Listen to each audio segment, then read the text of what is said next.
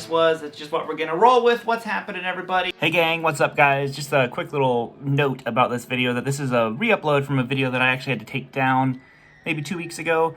There were some audio issues in it, so if you're wondering where that lesson was that I posted 2 weeks ago that just vanished, here it is again. I was just waiting to re-upload it until I had time to fix it. So it should be good to go now, and here's the lesson. Tabs down below, and of course the guitar giveaway is happening now. You have 1 more week to enter it, and I'll link that down below as well. So here you go. Woo! We're here to talk about something that I'm really bad at. We're gonna focus on something today. So just full disclosure, this is about tapping. If you're not much of a tapping person, listen, Eddie Van Halen is my favorite guitar player. I've never been into tapping. I just recently kind of really got the urge, so I'm like, I really want to incorporate some of that into my playing. So if you're like me, you were never into it, maybe look at some of these examples. This is how I'm, trying to introduce it into my playing style. So I'm working on some relatively basic ideas, but it's already changing how I view the fretboard, which is why I've gotten so excited about it. I'm like, well, you know what, maybe I'll just do a video, kind of like showcase the path that I'm taking to include this stuff into my playing. So if you want some tabs, I'm going to tab out a few of these examples. I'll link that down below. But let's go ahead and get into this one, and if you have good ideas as well, please leave a comment down below. So here we go, guys. Alright, so since I suck at this, I'm going to leave the delay and stuff on. I need all the help I can get, right? But no, basically my approach to introducing anything new into my playing, which is how I approach it with students, is that I focus on strengths. And I think that, my foundation as a player is built off of the pentatonic scale. So I have been working on incorporating tapping into my pentatonic boxes.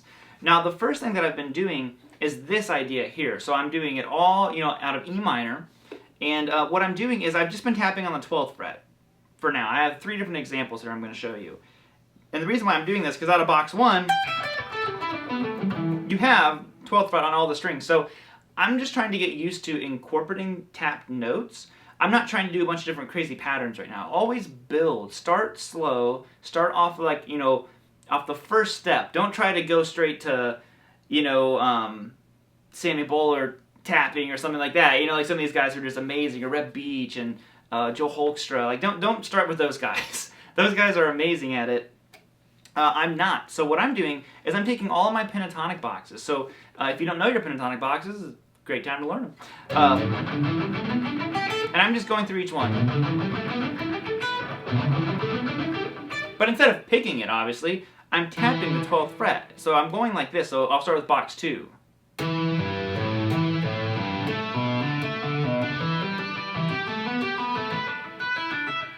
And a couple things I've realized, tapping, like a long tapping line,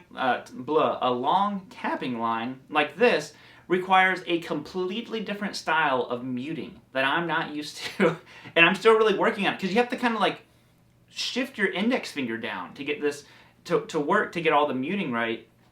So it's a whole new world for me, and like I said, I've been spending a lot of time. My finger actually is really sore right now because I've been practicing it all week. And like I said, I'm just doing this, and already it's kind of giving me some cool sounds because the intervals are so far apart. But I'm trying to avoid doing the, like that's the only tapping I ever really learned, was that Eddie style. And so I'm doing this stuff. So I'm tapping 12, and take any of your pentatonic boxes. I'll give you this first one here. So I'm tapping 12, and I pull off to 3, and then I hammer on to 5. Then I tap back 12, pull off to 5, pull off to 3. So I go. That's on one string. Now the reason why I'm doing that is because if I was just to tap through the strings like this, that kind of thing, what happens is the shifts are very quick, and I'm not there yet, I think a lot of this stuff is being honest with yourself as a player. I could tell I was getting sloppy on those higher strings. So the reason why I'm doing this pattern is because it gives me a lot more time on each string. As I get better, I'll start doing just, I'll lose the pattern and kind of like transition through one string at a time. But I'm just not there yet, so I do this pattern. Now this hand stays the same, but I adapt my left hand to the scale. So I'm now doing 2 and 5 on the A. So it's 12, 2, 5, 12, 5, 2. So move down a string. Now I'm going to do 2 and 4 on the G. 3 and 5 on the B. 3 and 5 on the high. But you notice that my tapping finger didn't have to adjust, change, do anything. And this is why, because I found myself getting confused, you basically have to like watch both your hands at the same time if you're not comfortable with this stuff. So that's what I've been doing.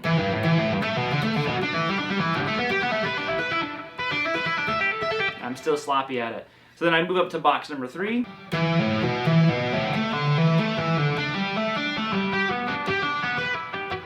Oh, I'm messing up.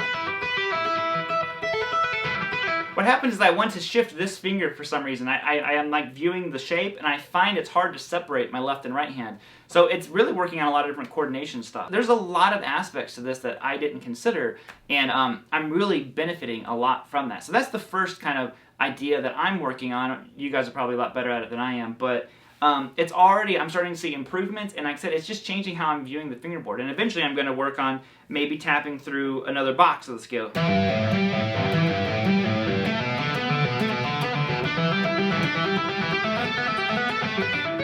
Something like that. But I'm not there yet.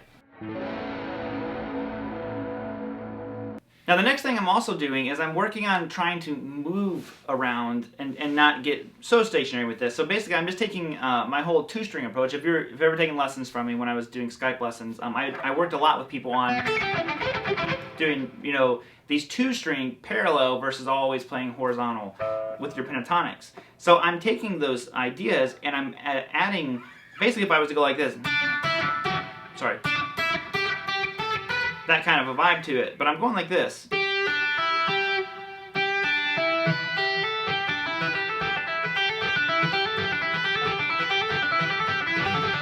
Okay? You can do it all over the place, but I'm just trying to get where I can move a little bit, and focusing on just 2 strings makes it a little bit easier for just for my brain to digest. It really is what it is. I'm just trying to like scale it down enough to where I can comprehend what's happening, because I need to view 3 different spots, which is how I normally view the pentatonic scale, but for some reason it's really throwing me for a loop, incorporating my right hand into tapping the notes. So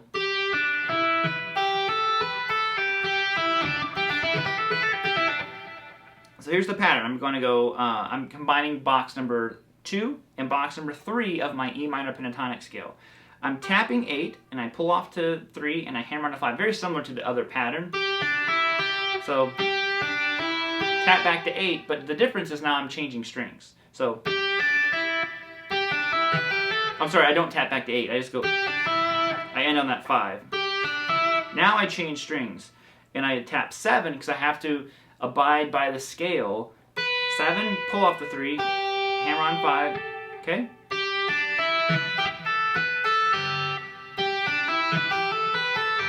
Okay? Tap 7, pull off 5, pull off 3, tap back 8, then I go pull off the 5, pull off the 3, and then it starts over again. So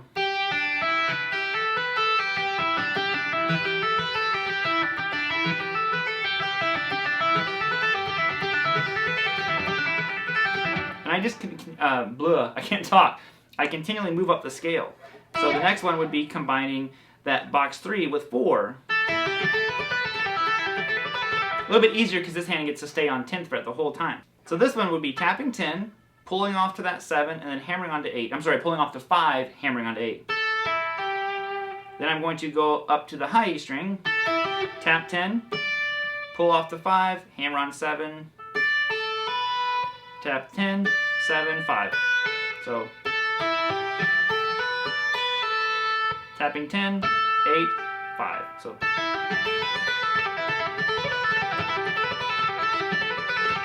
okay, and we're kind of just moving through 2 of those. That's why I've been really just focused on doing like 2 of them. I haven't been doing those 2, that's why I'm a little bit rough on it. But I've been doing 2 shapes that basically stay the same. So like 5 to 1, and then 1 to 2.